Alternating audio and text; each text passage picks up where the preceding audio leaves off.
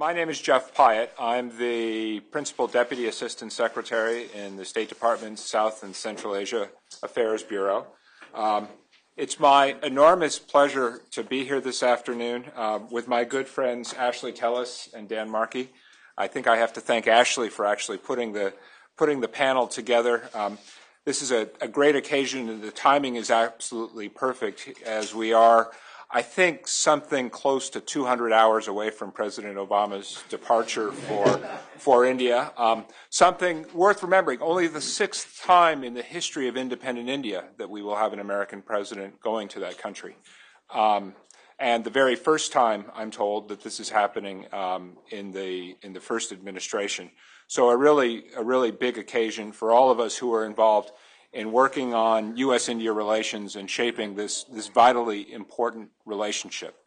I think especially for those of us, and certainly that includes Dan and Ashley and myself, those of us who've been watching the evolution of this relationship over the past three administrations and working on the evolution of the relationship, one of the great sources of encouragement is the degree to which the U.S. engagement with India rests on a solid bipartisan foundation.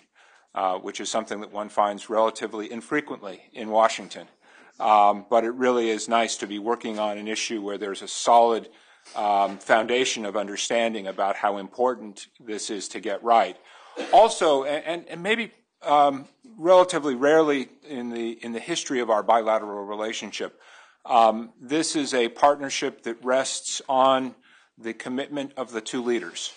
And I think it would be a mistake to overlook the importance in driving both bureaucracies of the commitment that both Prime Minister Singh and President Obama have enunciated to the development of this relationship. And it's a commitment which I think rests not just on sentiment, but also on an analysis on the part of both leaders, two very smart people who've thought a lot about the world that we live in, that getting this relationship right is critically important to both countries' national interests. And I think that's one of the things that makes this such an interesting moment to be working on the bilateral relationship. It's not a coincidence that President Obama's trip to India comes at the start of a very long swing through Asia. And it's something I think hasn't been noticed enough, but the degree to which this administration really sees our India relationship as a keystone of our broader engagement with the Asia-Pacific region. And I think you will see as the President's trip unfolds, the way in which it has been structured will highlight in a physical sense the importance of India as a key Asian partner, a partner where our approach rests on, of course, the shared values that we talk about so often, but also really very, very strong shared interests. Interests in terms of stability, in terms of economic growth, and at a moment when the stability and prosperity of the Asia-Pacific region rests more than it ever has before on India as a dynamic pole. The signal which I think will come from this visit is that we see the partnership between the United States and India as a very important piece of our broader engagement with the Asia-Pacific region. I think the other theme which I would highlight, and Ashley does a very nice job in the manuscript, I think, of drawing this out, is the very strong American interest in the emergence of India as a more consequential actor in the international system. This is a theme which I think bears drawing out a little bit because it helps to explain the question that sometimes gets asked, why do we care? Why should we be investing all of this energy in developing habits of cooperation and developing frameworks for joint undertakings between these two governments? And I think part of the explanation is the importance that we find in India's emergence as a more consequential actor in the international system. We see that already in the G20. the way in which India fits in the wider architecture for managing the international system. And again, to come back to where I started on the point about the two leaders, the importance of getting it right. That is to say, on almost every major issue that confronts the international system today, it's almost impossible to imagine a satisfactory solution to those challenges that does not involve collaboration between the United States and India. So I think this is really a very exciting time to be getting ready for a presidential trip. It's also a really good time for Carnegie to be bringing out a report like this. I expect a very interesting conversation this afternoon as we work through some of these themes. I would conclude by just noting sort of a last point of satisfaction to me, and a particular point of satisfaction sitting between Ashley and Dan, good friends with whom we've talked about a lot of these issues. I can remember years ago we would talk hypothetically about the desirability of developing a truly global agenda between the United States and India. That is, a vocabulary of interaction that was not confined to the narrow bilateral relationship, but addressed the wider question of how we together engage with the international system. And I can say for those of us who are inside the government today, certainly one of the most dynamic areas of the U.S. India conversation is the conversation that we are having about Afghanistan, the conversation which AID Administrator Raj Shah talked about this afternoon involving joint undertakings in Africa. All of this, I think, is part of the storyline that's going to unfold in the years ahead as we try to imagine how is it that these two very large, complicated democratic countries which have such strongly convergent interests, how is it that we bring our behaviors together in a way that advances the interests of both of our populations? So maybe with that setting, I think the choreography is, I'll turn it over to Ashley, and then Dan will have some deep thoughts, and then hopefully we have lots of time for challenging questions from the audience. Thank you. Thank you, Jeff. Let me start by really expressing special thanks to both Jeff and Dan for coming and gracing the occasion, really. I mean, for Jeff, at this moment, particularly in the partnership where there is not enough time to get things done, the last 200 hours before the presidential visit is usually a time of enormous chaos in any government, and Jeff has taken the time to come and be with us this afternoon. Dan, of course, has worked these vineyards in the State Department, the policy planning shop, for many years. And I'm glad that I was very grateful that he actually went through the 40 pages of text in order to be able to comment on this at fairly short notice. And of course, to all of you this afternoon. I'm not going to summarize the totality of the argument. You have 40 single-spaced pages for you to read when you run out of sheep to count at night. And so I'll leave that for some other time. What I want to do is to address larger structural questions that surround the relationship where we are today. And let me start off by simply asserting that it is my expectation that the President's forthcoming visit will be an extremely successful one in India. And it is going to be successful both where symbols matter and where substance matters. And I think it's important to start off by asserting this up front, because if you look at the drift of public opinion, it sounds counterintuitive. There are many commentators who will argue that the relationship is dragging, it's listless, it's lost its oomph.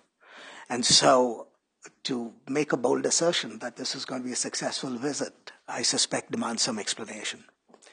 And the explanation, I think, comes in several forms. But the first point I would make is one needs to distinguish between the totality of U.S.-India relations and the direction and the pace at which it is evolving, and what is happening at the official level. I think when one looks at the totality of the relationship, it is nothing but a stunning success. And certainly the character of the relationship today is 180 degrees removed from where we were, say, 20 years ago. And Ambassador Tazy Schaefer is here in the audience. She's written a book that actually documents this with much greater detail than I will be able to present today. But as a backdrop, I think that is something that is very important to recognize. The official story is more complex. There have been gains that have been made. And there have been a series of successful gains that have been made since the year 2000 in this relationship. Though I am happy to admit that in the last several months, there has been a sense of drag. But that sense of drag, to my mind, really arises because of very complex circumstances in both countries. Now, it's very common in the debate to point to, the problems that we have in the United States that have caused this. And those problems are legion. We have a deep economic crisis, which really engrosses the president and those around him. We have problems, shall we say, with many of the regional areas in which we are engaged in. A war in Afghanistan, a complex set of counterterrorism operations in Pakistan, rising tensions with China. In all these areas, it is, you have to forgive the administration if they simply cannot find the time to make India front and center in their calculations and in their actions. But there is a counterpoint as well. And the counterpoint is this neglect that people often complain about, to my mind, is in a paradoxical way a testament to India's success. The fact that India is not a clear and pressing problem for the United States day in and day out almost creates the circumstances when you can neglect it without dangerous consequences. And that is a paradox because, yes, while we would all want it to be otherwise, I think we also need to recognize that this relative lack of attention comes because India does not need the constant management that many other problems do. And so I think that is something to keep in mind when one thinks about this whole issue of whether the relationship is sustaining itself at the levels that people would like to see. Despite all this, my bottom line still remains the same, that this visit is going to be fundamentally successful, and I want to tell you why. To my mind, the central reason why this visit will be successful is because this president, like his predecessor, understands clearly the strategic importance of the relationship with India.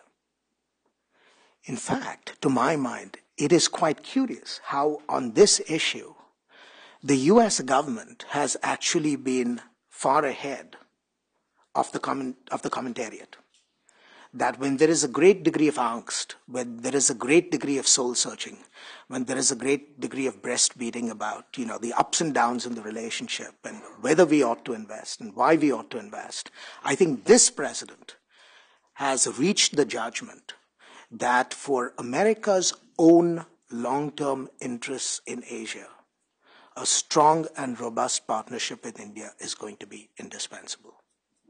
And I think this is something that is going to be very clearly manifest throughout this visit, right from the get-go, as Jeff pointed out, from the way the itinerary has been structured, from the themes that administration officials have already been briefing on background, to the kinds of things that you will see concretely taking place in India. I think the context of the U.S.-India relationship in a larger geographic setting, that is the Asian continent, and over a very long timeline.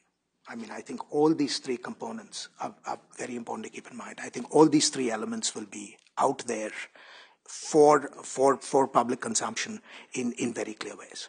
Now, why is this so important? Why is this relationship so important in the context of what I just said? I would argue that there are three basic reasons why this is important. First, it is in America's interest that we maintain a stable balance of power in Asia. And the importance of maintaining a stable balance of power in Asia essentially requires the United States to maintain very good relations with its key democratic friends and allies. It's that simple. If anything, the demand for a stable balance of power in Asia is going to grow over time, not diminish. And in that context, the utility of the U.S.-India relationship for the United States is only going to grow. This does not mean that the U.S. and India will agree on everything, that the U.S. and India will be able to cooperate on all the myriad issues that we have to cooperate on. But there is clearly a shared interest in creating a geopolitical environment that protects our vital interests. And in the context of creating this geopolitical environment, I would argue the U.S.-India relationship becomes one of the key bilateral relationships that the United States enjoys with Asian partners. So that's number one on my list. The second reason is simply that India's economic growth, and by all accounts, this is going to be a juggernaut that shows no signs of stopping, is only going to provide more, not less opportunities for U.S. commercial and societal engagement. We all know the difficulties that are involved in the current relationship with respect to economics. The U.S. wants more access. India wants more access. There are a range of issues on which both sides, have engaged in very difficult and tough negotiations relating to commercial matters. And it is very easy to be overwhelmed by the problems in the weeds. And I'm not arguing that problems in the weeds should not be addressed.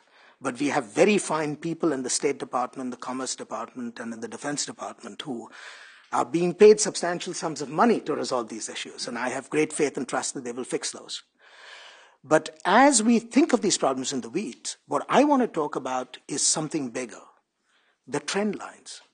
The trend lines are moving in the direction of much greater connectivity between the United States and India in economic terms than has been the case historically before. And that trend line shows absolutely no signs of changing its slope or its direction.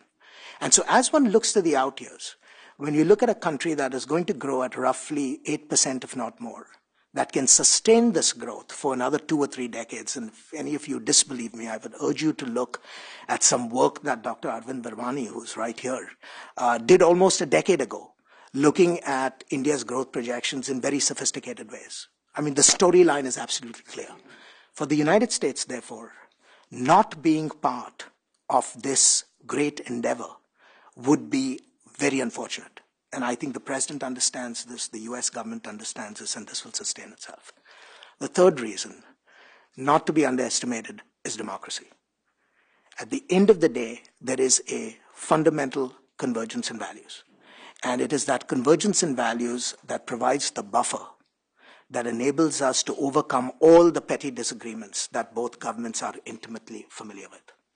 Now, it's not just democracy for the sake of democracy because, we all love singing paeans to democracy. To my mind, the issue of democracy has fundamental material benefits. And those material benefits come in 2 forms.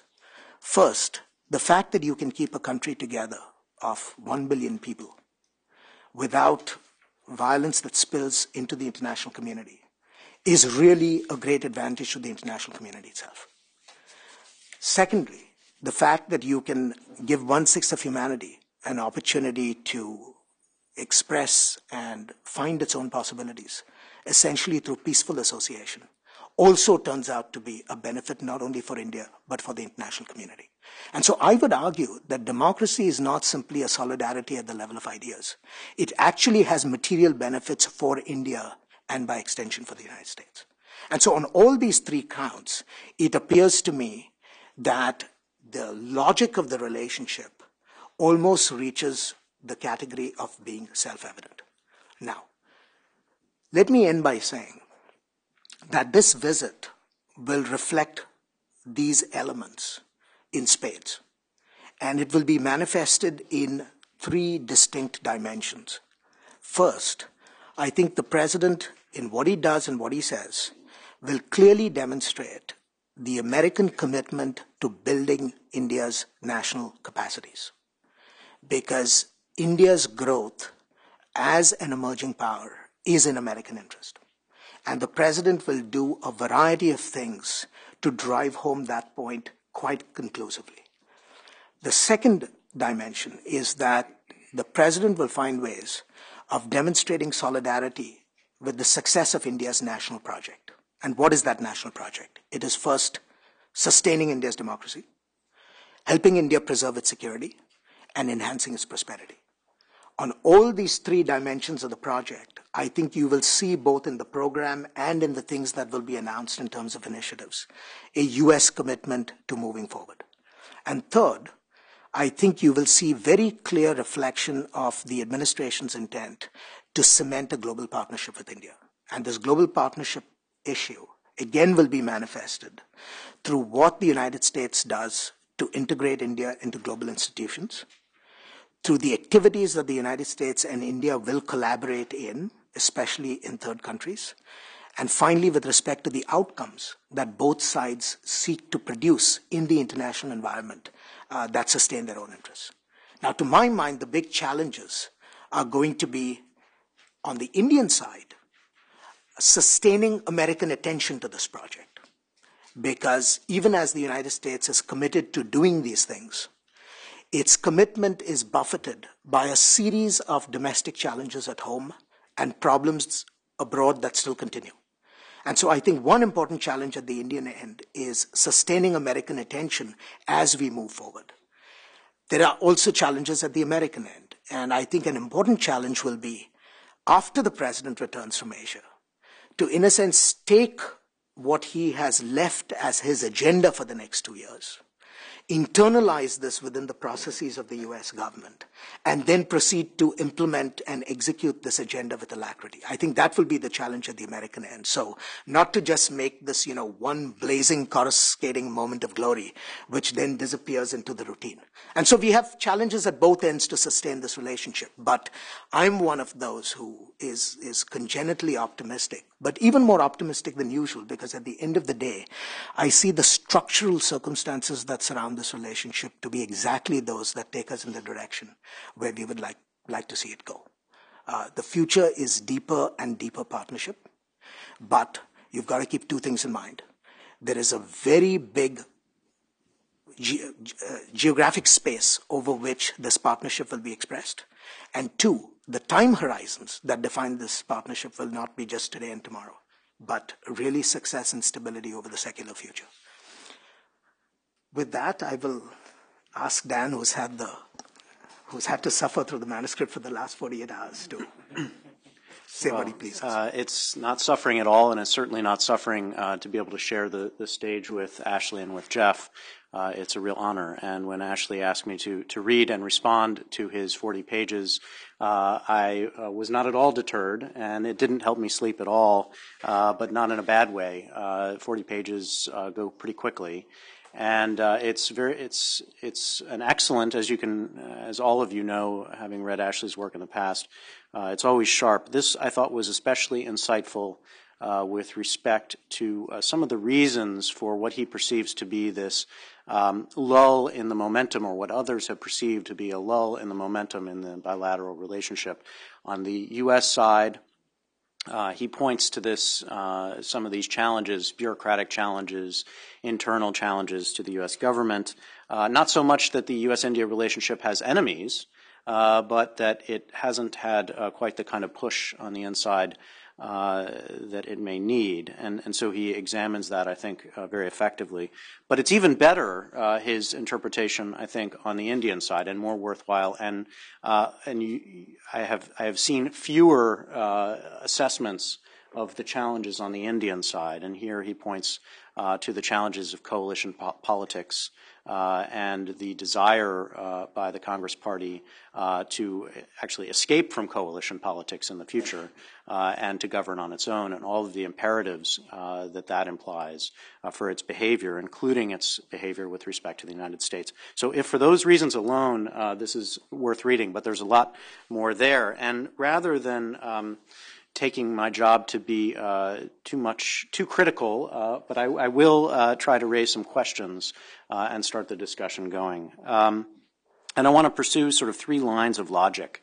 The first being a strategic line, where I have two sets of questions. Second, a much more tactical set of issues. And then finally, a set of bureaucratic, or how we get things done kind of questions. So at the strategic level, Ashley talks about, as he puts it, externalities of our ongoing U.S. strategy in Afghanistan and Pakistan. You might put this as unintended consequences. The fact that we are at war in Afghanistan, that we are trying to forge a certain type of relationship with Pakistan, has unintended consequences, as he puts it, for the U.S.-India relationship. In some ways, it hits at core Indian interests in ways that are not really the goal of the U.S. policy at all, but Indians can't help but be upset by them. And in particular, I would point to what is identified by many Indian critics as a counterterrorism-centric approach to Afghanistan that doesn't put enough emphasis or enough weight on Indian strategic concerns in Afghanistan and doesn't put enough emphasis on how to bring a greater regional stability. So the United States is too worried about al-Qaeda and not worried enough about what the end game in Afghanistan looks like for India. And secondly, he points to a U.S. willingness to continue to provide assistance to a military-influenced, if not dominated, Pakistan, which obviously for years, decades, has been of concern to India. Now, I agree with a great deal of this, and I think President Obama on his trip has a real opportunity here to explain to Indian audiences at the high end, senior-most levels, and to the Indian public that he has a certain sensitivity to Indian strategic concerns in the region, not least Afghanistan, that he understands why India is worried about the future of Afghanistan and why this is not limited to what the United States sees in Afghanistan. But here's the question. The question would be, is it truly possible at this stage for the United States to harmonize its policy on Afghanistan, on Pakistan, with what India perceives to be its interests? Is that something that can we really connect all of these dots? And if we were to try to do that, turning it upside down, what would be the, in your words, externalities of that approach? Of an approach that put India at the center of U.S. strategy in the region? What would that lead to? Now, at a first whack at this, I mean, if we were to take the most extreme version, presumably it would mean a much more open-ended commitment to Afghanistan, to stabilizing Afghanistan, because that's of interest to India. And it would mean something that looks much more like a containment strategy with respect to Pakistan. Many more sticks, certainly, and fewer carrots. And I wonder how that fits, whether that would really address U.S. concerns in the region very effectively. So I agree in part, but not as a whole. The second broad strategic question I have is, Ashley, you pointed out that this and others, many others have made this point, this looks like a natural partnership. But this raises the very obvious question, why does a natural partnership need so much tending? What is the need for so much attention? Why not put it on autopilot if the structural conditions are so conducive to the emergence of an effective U.S.-India relationship over the long term? Now, so we'll get there when we get there. United States and India share so much in common, have so many shared interests that eventually this will be plain to everyone. Why push it? Now, I think I know the answer to this, that there will be opportunities lost along the way if we don't push it a little harder. But I wonder if you could tighten this a little bit and express what the range of options are. In other words, what's the worst case? Is it really estrangement, the Cold War? And what's the best case if we really were to put our back to it and get going more effectively? So those are the strategic questions. With respect to tactics, Ashley, you made, I thought, a good argument for extending a promise or a commitment to India on a UN Security Council permanent seat. And obviously this is one of the elements of this report that I think will get a lot of media attention because it's something, having just been in New Delhi last week, I can say that people are fixed on this, among other things.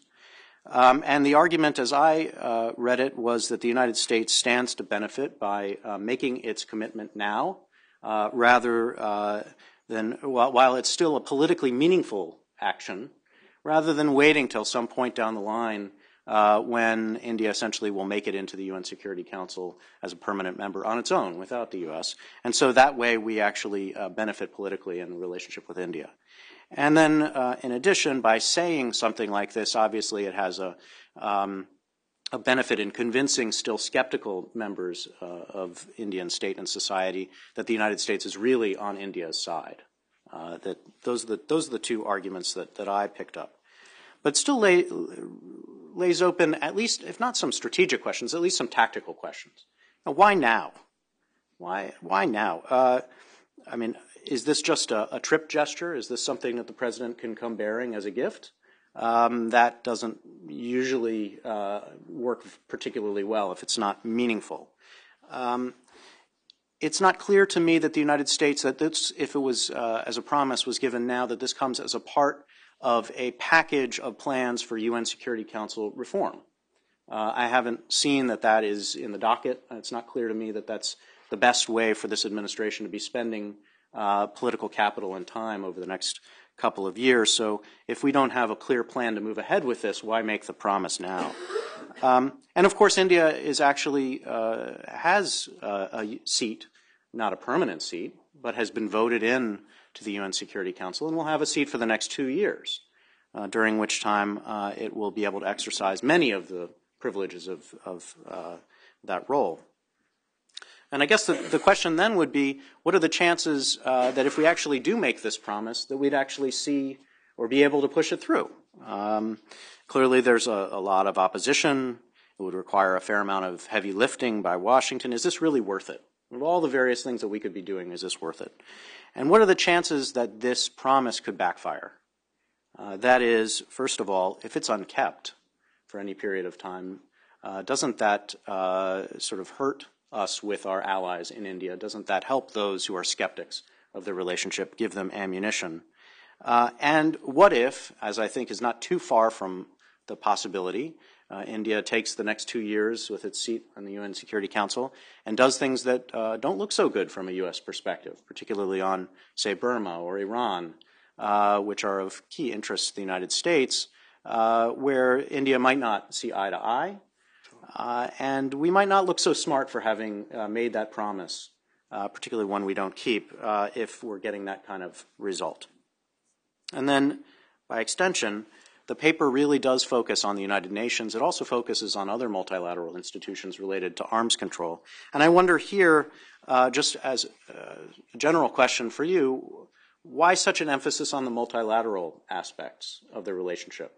There are other elements of what you might consider to be, I say, a more traditional alliance, defense sales and things along those lines, that would seem to be as important, perhaps more important than these issues. And I just wonder tactically, if we have to pick and choose where we're going to emphasize things, why emphasize the multilateral? So those are my tactical questions. Finally, the bureaucratic set of issues.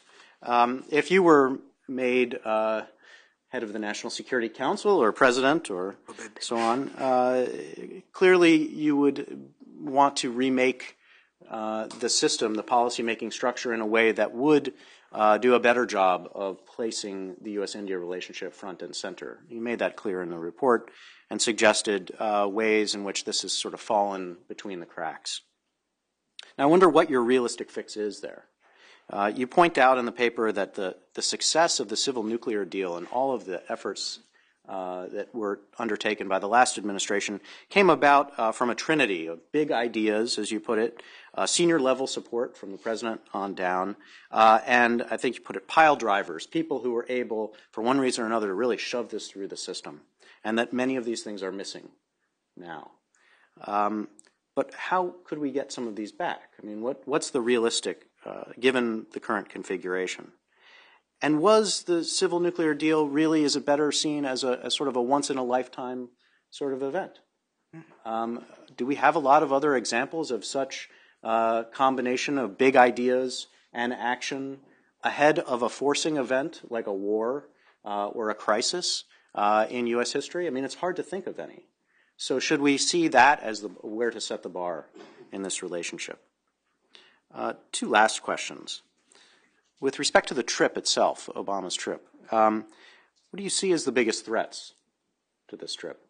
Having been in New Delhi, I had an interesting conversation with a British diplomat who had just been up in Srinagar and was telling me that she was shocked to hear Kashmiri demonstrators talk about the Obama trip and suggest that they expected that he was going to say something about Kashmir on this trip. And I said that sounded sort of absurd to me, that he was going to stay far away from that issue. But aside from that issue, what other pitfalls do you foresee for this trip, if any? And then finally, what should Obama say about China on this trip? It's on everyone's mind in India. I couldn't escape any conversation without it circling back to China. So clearly he has to have something to say about it. It's, as I pointed out already, it's going to be difficult enough for him to square the U.S.-India relationship with our Afghanistan and Pakistan strategy. But what to say about China, how to put that? And so there I've left you with many questions, no answers, and I certainly appreciated having the opportunity to read and comment on your paper. Thanks. I'm glad to see that Dan is enjoying his time outside of government. Good. Ashley, do you want to respond? There are so many questions. I could spend the next hour actually going through all of these. Let me take one or two, because I suspect some will come in the Q&A as well. Let me start with the question of, if the relationship is so natural, why we should tend it? Because that's a question that's often asked. And to my mind, the answer comes in two paths. You tend it because there is a positive gain from tending it for us. In other words, you don't want to leave the relationship to chance, because the small probability that it might not come together in a way that suits our interests is still unacceptable from the viewpoint of the United States. So it's not that leaving it to nature, by definition, it may not be a good idea. It's simply that because it is important enough in the context of what we want to achieve in Asia and globally, to my mind, warrants the extra effort you make to do this. Now, having said that, the second point I would make is, given that the Civilian Nuclear Cooperation Agreement is now off the table, the tending that we have to do is no longer extraordinary. It's actually ordinary tending. All it needs is consistency. And so in that sense, the marginal costs of tending at this stage in the game are actually far smaller than it appears. So when you put the two together, which is, there is high return to the marginal expenditures you make in tending, and potentially high costs if for any reason you don't make these marginal investments. And two, that the absolute costs of tending themselves are actually quite small, to my mind, just comes together to say that this is an investment worth making. The second issue on UNSC reform. The reason why I talk about UNSC reform is because we are rapidly coming to the point where we have offered tantalizing suggestions about US support, and it is simply not sustainable to continue the tantalizing suggestions for very much longer. I mean, at some point, you begin to, the curve begins to drop in terms of how many times you're going to say by insinuation that we would support it. And this matters because this administration has, in fact, conducted or is in the process of completing a review about structural issues relating to UNSC reform. Now, we may not be ready by the time the president goes there to say that we have the grand plan. But sooner or later, UNSC reform is coming to the table because the current system simply reflects a world that has passed us by. And so my view is a very simple and pragmatic one. You want to get ahead of the curve, not stay behind it. And to my mind, it's particularly important at this juncture because you already have 3 out of the P5 members who have already come on board basically endorsing India's candidacy. And it leaves us in the somewhat awkward position of the United States and China being the last holdouts. We are not holdouts on very many issues involving India. Why should we be holdouts on this one? So there's a pragmatic element to that recommendation. On the issue of the multilateral arms control regime, the reason why I focus on that is because that is important to India, really for reasons of technology access. And I see that as being completely part and parcel of the larger vision that underlay the U.S.-India Civilian Nuclear Cooperation Agreement. Because our vision at that point was not to go out and sell India a few more reactors. I mean, the vision was to integrate a country that has very consequential capabilities into a regime. And so I see this as, in a sense, completing that process that had begun. And because it's important to India and important to the United States, because to the degree that we keep India more firmly anchored inside the tent, to that degree, it serves our interests. I see that as being something that we ought to do. Now, the biggest threats to the trip, the first biggest threat is that we may not be as ambitious as we ought to be. That we may look at this as just another thing that we have to do. I see that as being the biggest single threat. The second threat is that because of the pressures that the administration faces right now, the trip and the relationship itself gets decomposed into tactical and transactional elements, losing sight of the larger vision for which we are doing these tactical and transactional things. So it's a means-ends problem. And if we excessively focus on the means, which can be small, trivial, you lose sight of those larger ends. So I would like the president, in some sense, to do justice to both. Of course, we want to do a lot of things with India, and I hope the Indians will partner with us in doing those little things. But not losing sight of the larger context as to why we are doing these things to begin with. And there is no one other than the president who can make this case. The third element is not being able to address what are fundamental concerns that India has in the areas of high politics. And those are the areas you flagged: Afghanistan, Pakistan, and China. My view is that on all these three areas, there is actually greater convergence of national objectives than you would realize if you listen to the commentary on this. And part of it involves simply being honest and truthful in conversations. We are never going to be able to find solutions that satisfy the Indians perfectly on each of these issues. There is no point pretending that we can. But that really requires a transparent and honest conversation about our objectives, about what we are actually doing in pursuit of those objectives, and the limits of our own capacity to force the changes that may be in common interest. So in some sense, a little humility here about our own limitations will not hurt. Instead of promising that, we will be able to find, solutions that are optimal in a linear programming sense, that we can satisfy all multiple conflicting objectives, maybe the time has come to say, look, there are some things that we want to do together, but we will not be able to do because we have competing claims, and then look for ways to work with India on how we can both reconcile ourselves to our common limitations. Because the limitations are not simply at the U.S. end, the limitations at the Indian end as well. I think I'll end there, otherwise I will. Good. Well, I know there will be lots of questions. Before I turn it over, Dan, let me also try to answer your question about why do we need to work on this relationship, because it's a fair question. And I would say it has to do with the character of diplomacy in democratic societies. And that is to say, in our democratic system, at a moment when our two societies and economies are becoming intertwined as never before, it is the obligation of those of us who conduct diplomacy to support and manage that process of intertwining in a way that supports our respective national interests.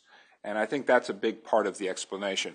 And certainly when I think about my own involvement with the U.S.-India relationship and what has changed most significantly between 1992 and today, I would argue the most significant change is the degree to which American economic competitiveness is connected to the quality of the continued and flourishing trade and economic relationship between the two countries. That is to say, there was almost no economic ballast to the U.S.-India relationship 2 decades ago. And today, that's hardly the case. And the degree of interconnectivity will continue to grow as the Indian economy expands inexorably on its way to becoming the world's third largest, and as the U.S. economy and the knowledge-based U.S. economy becomes increasingly tied up in the knowledge-based Indian economy. And I think for those of us who are in government and conduct diplomacy, part of our jobs is to think about how to advance that. With that said, let me open it up to questions. Ambassador Schaefer. And I think I'm supposed to ask you to get a microphone. Yeah, I almost forgot my most important operational responsibility. Thank you. Casey Schaefer at CSIS. I would like to look at the democracy issue, but just to be perverse, I would like to look at the dark side of it. And unlike Dan and Jeff, I have not had 48 hours to look at the 40 pages, so I promise I will do so. Let me take as an example of what I'm talking about Iran. Hot button issue in the United States for reasons we're all familiar with. Hot button issue in India because it has, unfortunately for all of us, become the poster child for India demonstrating to itself and to the world that it has foreign policy that's not excessively influenced by the United States. How do you, if you are an American leader, create a message to your people that says we can live with India not agreeing with us on this issue? How do you, if you are an Indian leader, create a message that says we actually have interests in common with the United States, and for our own reasons, we may need to go along with them on some part of their Iran agenda? In other words, how do you make this issue play in a non-toxic fashion in both democratic systems? Sure. You want to take a few? No, just go ahead. This is a very good question because it's not only an abstract theoretical one, it's one that people face every day. And, part of Jeff's job is to manage this. I think the answer is contained in your own question, which is both sides have to be able to define what is in it, what is in the relationship with respect to their own national interests.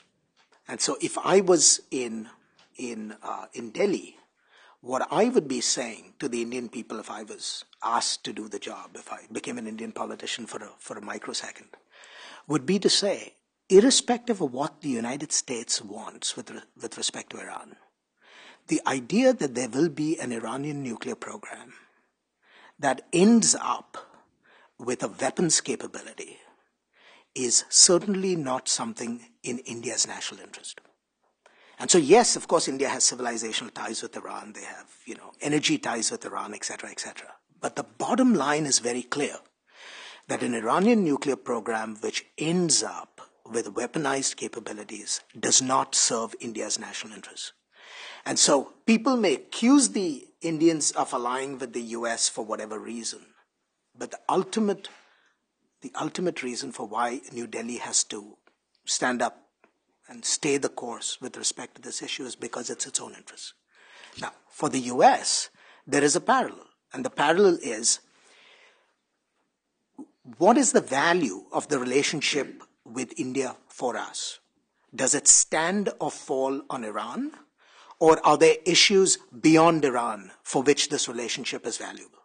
And so, in that sense, what you've made is actually the most persuasive case for leadership or statesmanship in the classic sense of the word, where we have to make the argument for why the Indians may not go 100% with where we are, but hopefully they will go enough to be able to satisfy key constituencies here.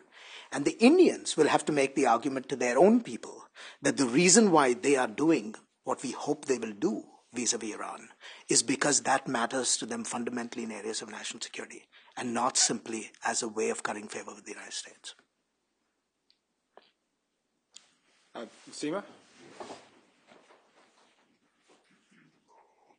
Seema Siroi, I'm an Indian journalist. I wanted to ask Ashley, to pursue Dan's question, what should he say about China? Because on his first trip to China, President Obama made a statement that caused a lot of pain in Delhi. It was a similar thing that Bill Clinton had done to give this kind of supervisory role to China that really appalls India. Do you think he should do something to counter that?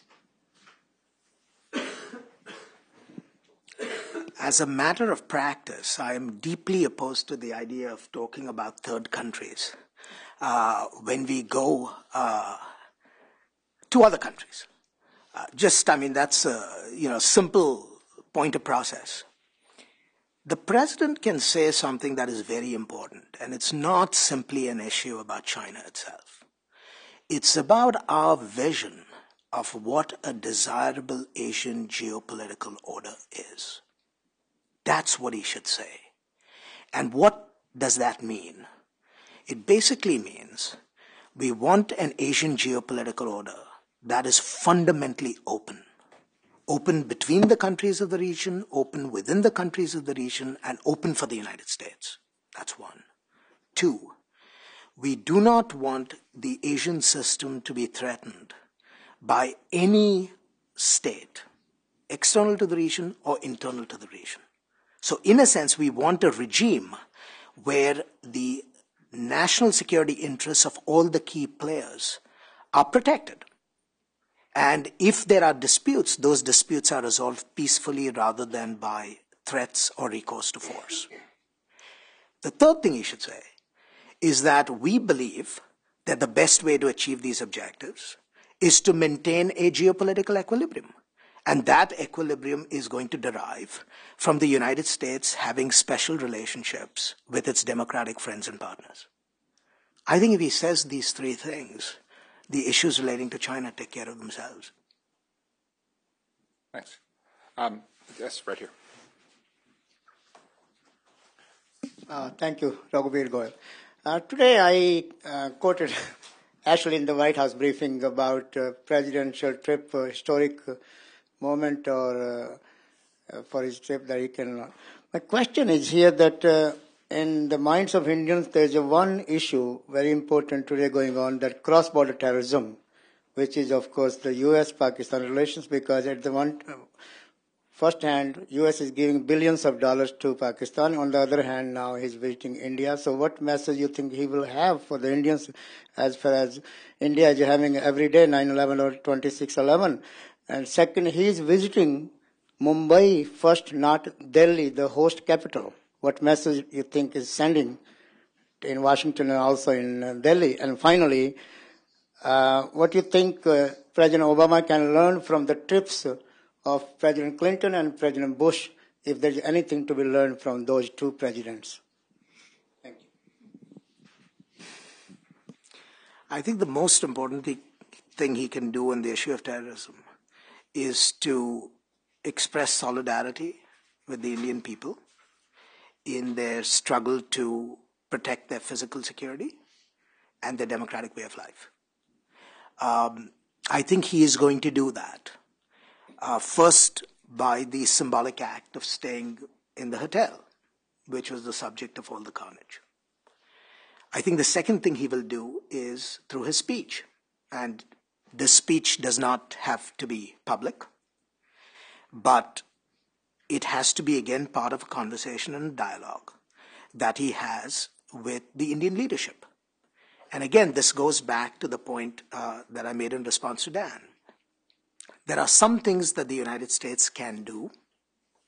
There are some things that the United States can do better than it has in the past. And there are some things that the United States simply will not be able to do, because the U.S. India relationship is embedded in a set of relationships that we have with many of India's neighbors, including Pakistan, including Afghanistan. And those relationships are important to the United States. I mean, there is no getting away from that.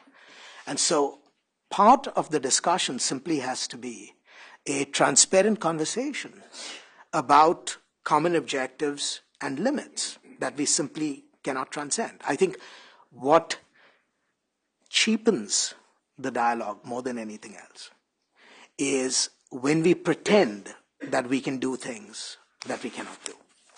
And so I think Indians recognize the problems of limits, because they have limits too in their relations with their neighbors.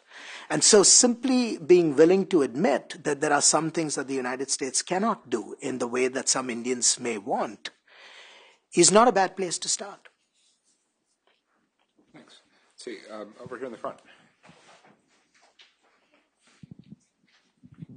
Wolf Gross, Northrop Grumman.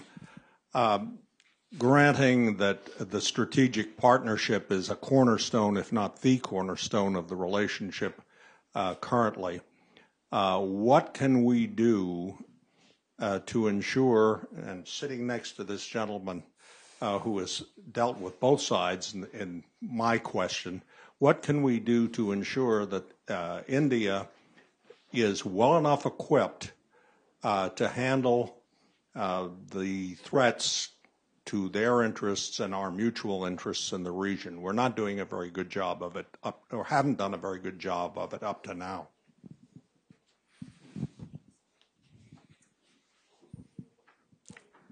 This is one area where there are problems on both sides, but there are substantial problems within India.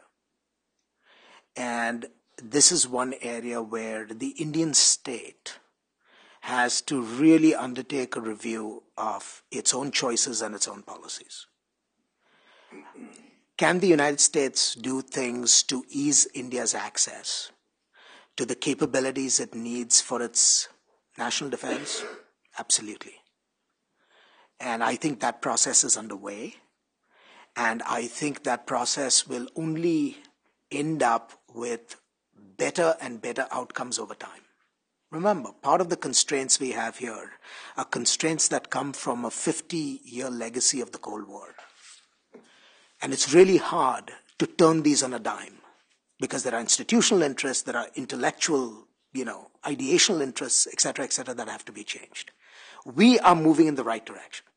The President's Global Export Control Policy Review is going to be a very important step forward in liberalizing India's access to the kinds of technologies it needs. But at some point, India is going to have to make some choices. And I think there has been clearly a stultifying effect because of the way the Indian defense policy bureaucracy has operated in the last 2 years. Now, unfortunately, this is beyond our power to fix. I mean, the United States cannot reach over the Indian polity and make the fixes. This is what Indians have to do. And this goes back to the last point in which I ended my presentation, which is for this relationship to succeed, India has to do its part to sustain American interest. And this is one area that I hope, if not for the visit, certainly in the months ahead, that India will move with some dispatch to make those changes necessary. Now, the good news is that people recognize this. I mean, you scratch any Indian and ask him what he thinks about the procurement process or what he thinks about the decision-making process in national defense. And, if you can find people who give you good news stories, I'll give you $1 and I tell you I'll still be rich at the end of the day. Good. Gautam, did you have your hand up early? Well, I'm not putting you on the spot. I'm trying to defer to your first mover advantage. Actually, I wanted to ask Ashley, because from pretty much the same forum, other people have questioned the very similarity of the two societies in the democratic sense, which is what Tezi asked also. That democracy, in a way, is a hindrance to the speedier development of a good relationship. And also on the nuclear deal, the point was made that, in fact, it is already working against U.S. interest, especially with North Korea, perhaps even with Brazil and certain other countries. Certainly Iran could be an issue. And Jeff, I was wondering whether you would like to expand this concept of a dynamic pole in the geopolitical context in which India is. What do you mean by dynamic pole? I mean, I just want to understand the concept better. Sure. And I think you'll hear more about this in the course of the President's trip, or I hope you do. But I think for the United States, we have a powerful interest right now in the emergence of India as a more confident and consequential actor in the international system, precisely because we have a shared outlook on the world, which I would argue is rooted in our democratic politics. It reflects our common respect for a rules-based international system. And it's a manifestation of, as I alluded to earlier in answer to Dan, the degree to which we're in the same boat now. As the high end of the U.S. economy becomes intertwined with the high end of the Indian economy in a way that's almost, I think, unprecedented in the history of the international system. There is a dynamic created in which a more powerful and active India is good for the United States. And so that's the orienting principle. And I think it also is instructive in the context of the nuclear deal, because the essential logic of the nuclear deal, as Ashley alluded to, was not to simply sell some reactors. The logic of the nuclear deal was that at a moment when India's nuclear fleet was 2% of its power load compared to 20% of the power load in the United States, and in a moment when the Indian middle class was beginning to plug in televisions and air conditioners, and when there was going to be an alarming growth in India's energy requirements, it would be good for U.S. interests to have India brought into the international mainstream on these questions of international civil nuclear commerce. And so I think if you start with the first principle, that it's good for the United States if India is at the core of international governance and at the core of the international system, that then provides a useful framework through which to attack the various other policy challenges and policy questions that come up day to day. Let's see, Dennis. Hi, Dennis Cooks at the Woodrow Wilson Center. I'm wondering, you've saying that a powerful and active India is a great power, et cetera, is in the U.S. interest. But, and here's to be a little contrarian, you look at the voting record in the UN, and I think I read somewhere that last year India voted with us 30% of the time. So, 20%, sorry. Any case, I just think one ought to watch one's words a little bit, because I'm all for India getting in the Security Council. I think it should be there. We should be supporting it, but we ought to do that with our eyes open. And it seems to me we ought to watch the hyperbole a little bit. I mean, India, I think, and maybe it's a question to some extent of semantics, I think you could say India is a natural friend, a natural partner, but when we talk about a strategic partner, a strategic ally, et cetera, I think that's pushing it a little too far. And I would hope in the President's trip that one would have a fair share of realism about what's possible, what's not possible. And also getting to a point that Ashley made, I wonder, is it wise for us to say that we want to do all we can to promote India's rise to great power status? Because isn't that really, what can we do, really? I mean, export control, easing and what have you. But that's up to India. And I think we hurt ourselves by implying that we have, there's a role we can play. And, if the Indians don't change their taxing structure, if they don't change their investment laws, et cetera, the variety of things we all know. Sure. So I just think one should be a little bit careful on some things. But still think when you look back, as Jeff did, to 1992 and today, it's enormous change, not just in the government-to-government relationship, but in the scope of the relationship and the breadth of the relationship, which not just in the economic area, but in all sorts of areas, the U.S. and India are now tied together. Well, let me just make 2 points there. The semantics of how we package this actually have little interest to me. I mean, if people call it a strategic partnership or something else, that's just fine. I don't care.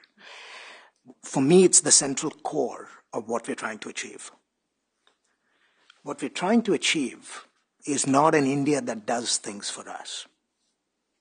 What we're trying to achieve is an India that becomes something that changes the character of the international system and moves it in the direction that is of favor to us. Does this mean that I'm insensitive to what the Indians do or don't do? Absolutely not. Of course, I want the Indians to vote more often in the UN, though, as Ambassador Schaefer reminds us, they've moved up from 15% to 20%. But I have such a dim view of the UN to begin with that, even if they moved up to 60%, I wouldn't exactly be elated. But that's not the point.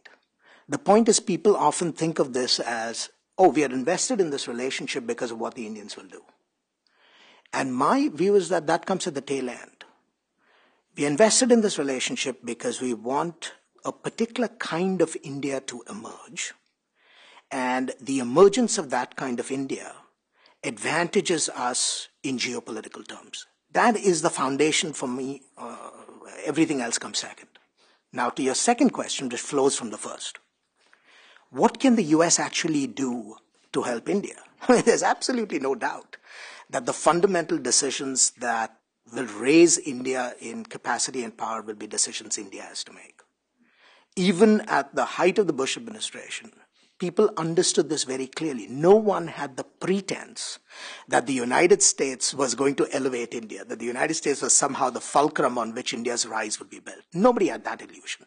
I mean, I don't think we were that conceited.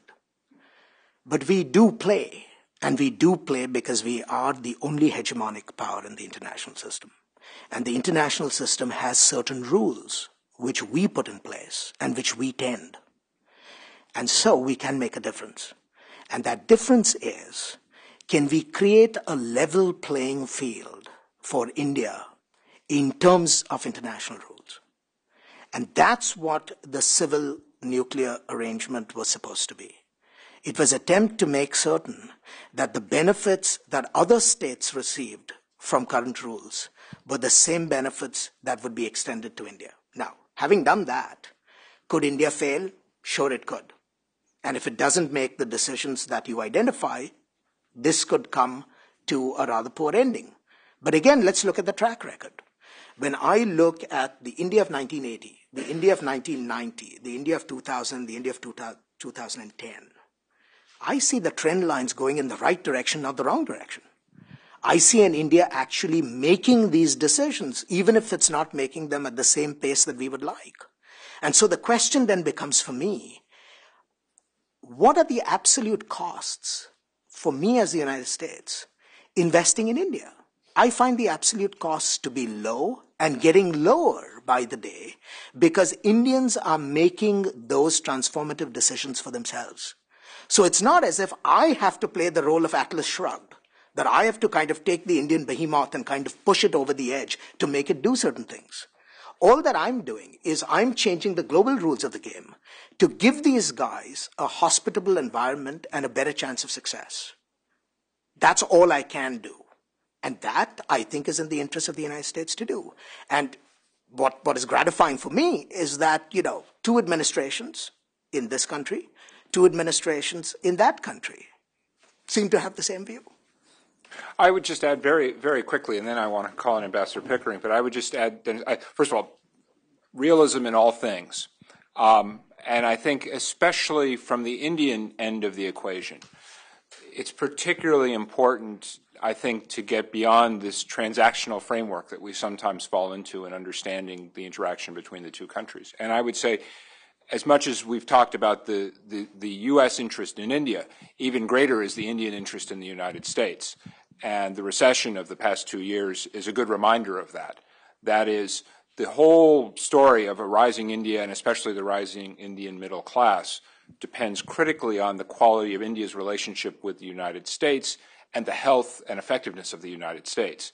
And so it really is, again, this is this symbiotic moment that I think we find ourselves uniquely in, and it's a particularly apt moment to be thinking about how we in the diplomatic trade then take advantage of that to try to achieve the strategic breakthroughs that will serve our long-term interests. But let me ask Ambassador Pickering. Thank you, all three. I haven't had the privilege of reading your report yet, Ashley, and I'll look forward to it. It may be already answered. In a sense, we've approached this afternoon very much as we should from the American perspective. And we've approached it very much that, in effect, the great step up, which I agree with you on, was the nuclear question, which is still controversial and it still has its difficulties. And in effect, it appears from the presentations that this was about 80–90% a U.S. invention. We all know, in fact, that this was part of a BJP menu some time ago. The other elements of which, interestingly enough, were things like space and high tech. And in moving the relationship forward, it seems to me that, you can go on the basis of ever slightly ascending plateaus, or you can go up in big steps. And this visit has all the earmarks, unfortunately, of the former and none of the latter. And so question number one is there something of the latter out there in American thinking, or are we at the moment, in a sense, prisoners of where we have come from and the limitations on where we can go? But secondly, interestingly enough, much of the inspiration for fundamentally breaking free of the old chains of the Cold War system came from India. Yet we've had only maybe 5 or 10% of the discussion today on sort of what is the Indian agenda, not only for the president's trip, which seems to match ours in being plateau building with very slight increases, but a strong sense of perhaps PR and a strong sense of some efforts which are perfecting things that began a long time ago, which are terribly important. I wouldn't minimize those, but don't take us to the next stage in a very serious way. Where are Indian thoughts on this particular issue? What do you think, if they were given opportunity to have freer reign, they would be? I think the first question should be answered by Jeff rather than me. But my sense is, and again, you know, the administration is.